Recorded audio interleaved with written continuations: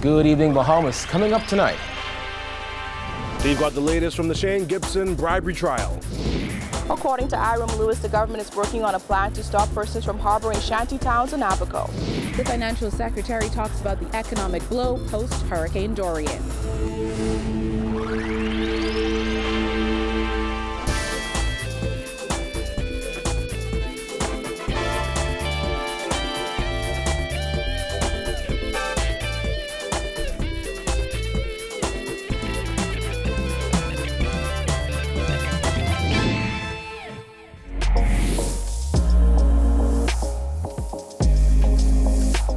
Our News is brought to you by Alive.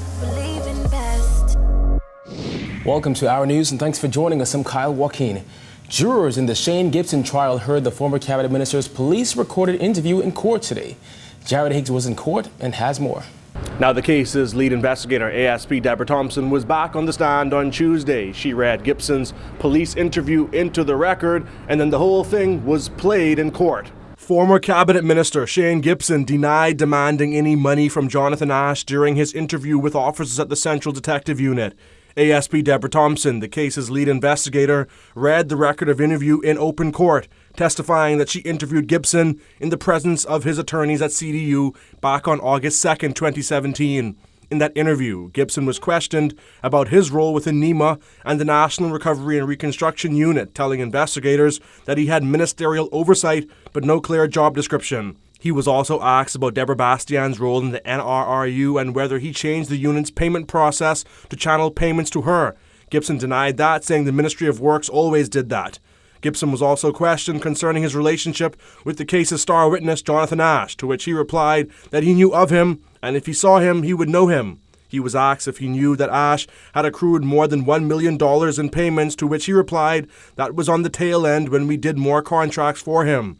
Gibson was then told that investigators had information that he wanted to meet Jonathan Ashe because of the high payments being made to him and to determine if the work he was supposed to do was completed. Gibson replied, saying yes, he always challenged the rate that the Ministry of Works paid contractors, but it was negotiated beforehand.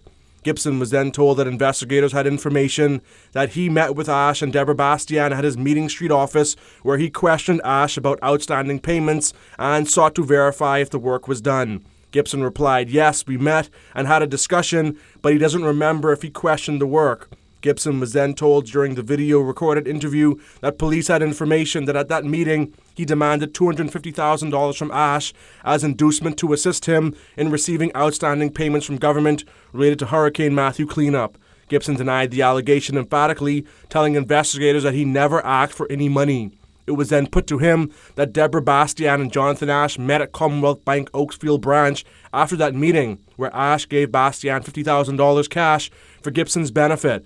Gibson replied, I can't speak to what Ashe and Debbie did. After denying that he demanded shingles, meaning cash, from Ashe, it was put to Gibson that a text from his government-issued cell phone number demanded 25 shingles, meaning $25,000 from Ashe, and that he met him through the Gun Grange corner on Gladstone Road to collect it. Gibson replied, saying, no, listen to me. Jonathan Ashe wanted to see the PLP win the next election, and he asked me how much money he should give various candidates. As the interview continued, Gibson continued to deny that he demanded money from Ashe or that he met with Ashe or Bastian to collect funds. When asked if he ever received money from Ashe or Bastian, Gibson replied, no comment. The case continues on Wednesday. Reporting for Our News, I'm Jared Higgs. Police are questioning a 41-year-old man in connection with the sexual assault of a Bahamian woman on Potters Key Dock this morning. According to police reports, the woman was near the water around 1 a.m. when she was sexually assaulted and beaten by two men, who then threw her into the water. The woman was eventually rescued around 6 a.m. by persons on board a passing vessel. She was transported to hospital where she was treated and later discharged. One man is in custody. Police are searching for a second suspect. Well, a car crashed into a house on Robinson Road and Padolio Street last night, killing the backseat passenger and seriously injuring two others. According to police, three men were riding in a black Chevy Cruze around 11 p.m. when the driver lost control of the car and crashed into the house. Fire services officers were called to the scene to pull the men from the vehicle. One passenger died on the scene. The two other men were taken to hospital with serious injuries. Police are also investigating a traffic fatality in Exuma. The details remain unclear, but officers say a woman was killed during a collision on that island this morning. In other news, in the wake of Hurricane Dorian, Financial Secretary Marlon Johnson said the projected $200 million revenue shortfall, coupled with a deficit expected to shoot up past $500 million, will cost the government to borrow more money. Jillian Gray reports.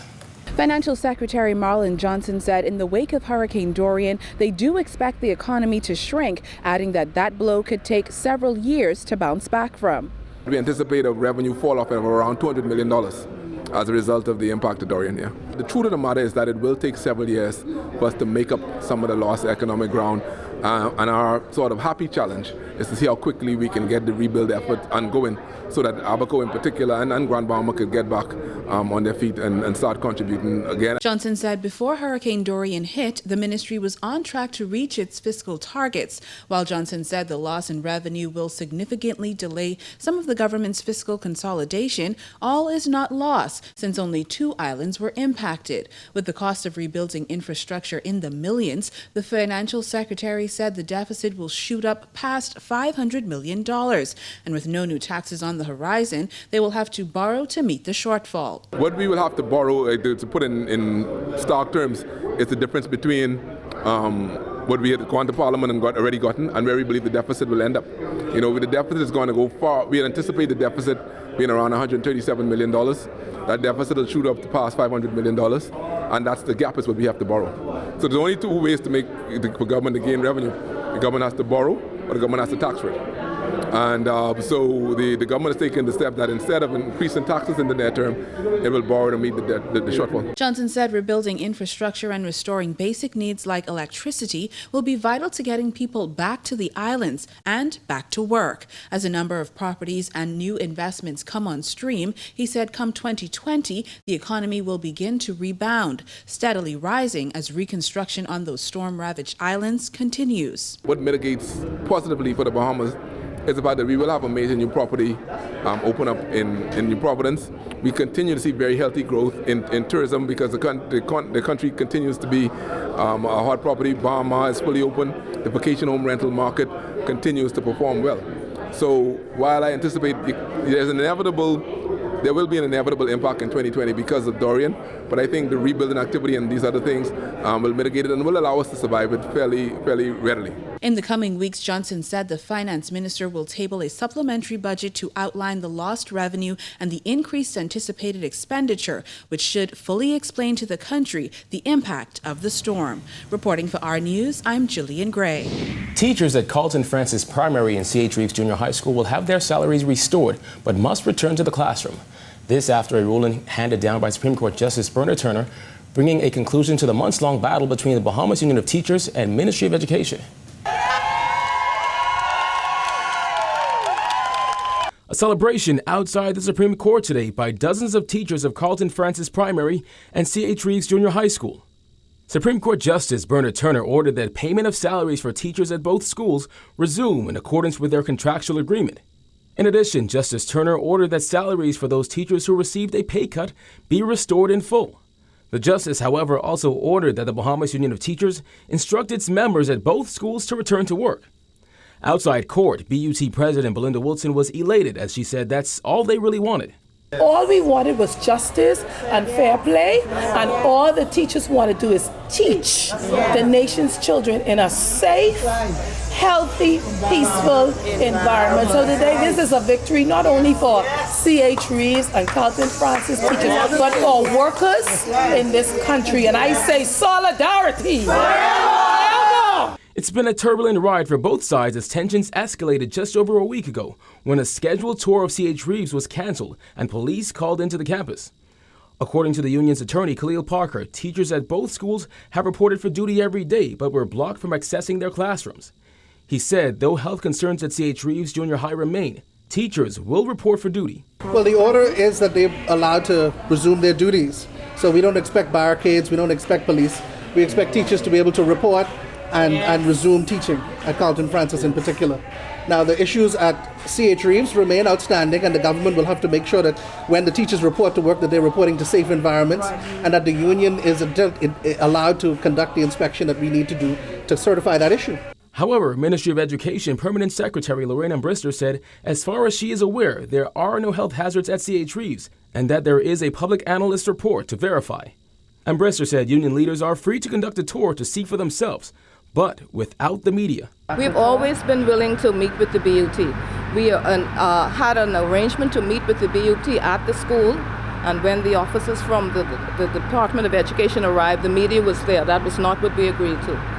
We're quite prepared to cooperate and collaborate with the BUT for the proper running of the schools. We just ask that things be done in decency and order. There must be rules, and we must all abide by those rules. As for teachers' concerns, Parker said he hopes they are resolved sooner rather than later. Well, the teachers will continue to report, and if the classrooms are ready, they will resume teaching. And if the classrooms are not ready? Well, then it's axiomatic, but they will be reporting for duty in accordance with the court's decision today. And we expect the government to take notice and to realize that intransigence only leads to confrontation, and we have seen the result today. Victory is mine. Victory today is mine. Despite government's rebuilding ban on shantytowns on Abaco, Disaster Preparedness Minister Hiram Lewis says some makeshift structures have been set up in the Farm Road shantytown on that island. Giorgio Bain reports.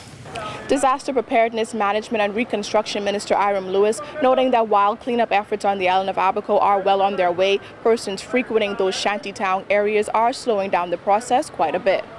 In September, Prime Minister Dr. Hubert Minnis announced a ban on reconstruction in the Mud, Pigeon Pea, Sandbank and Farm Road shantytowns in Abaco. However, 2 months later, Minister of Disaster Preparedness Hiram Lewis said some people have constructed makeshift living accommodations in the Farm Road shantytown. There are a lot of occupants in that area that we must somehow clear out so that we can get to do the necessary clean up, because we're not demolishing. Everything is already demolished, so we just have to get in there to clean up. But there are residents in the area that needs to be managed so that we can get to our work as we need to. Lewis asserted that the government will find a way to remove these makeshift homes that are slowing down the cleanup process, but assured that they will do it in a humane manner. There are some makeshift houses there. There are some makeshift dwellings there, some tents there that we must deal with, and we will have to do it as soon as possible to ensure that we can clean up those areas and we can reconstruct properly. It's posing a challenge, but we'll do it the right way, the humane way, to ensure that we have these areas cleaned up, because again, there's nothing to demolish. All of the rubbish is on the ground, the refuse is on the ground. We just need to get in and clean it up. Lewis did not confirm if any additional remains were recovered in shantytowns such as Pigeon Pea, where the cleanup is complete, but said that all efforts were made to preserve those bodies that were found. Part of the issue that we are faced with in the mud area is, besides the fact that we had a more manual approach, layer by layer approach, in the event that we found cadavers, that we followed proper protocol. One of the issues that we are faced with now is that because of the illegal construction, there were a lot of open pits, septic tanks all over the place. So as you can imagine, the contractors, even after clearing a particular area of all the layers, now to get in there with the machines is risky because you don't know if you're going to go into a pit. Reporting for our news, I'm Giorgio Bain. All right, thanks, Giorgio. Still to come, the tourism minister pleads with the hotel union not to strike. Plus, government cracking down on taxi plate licenses. Stay tuned.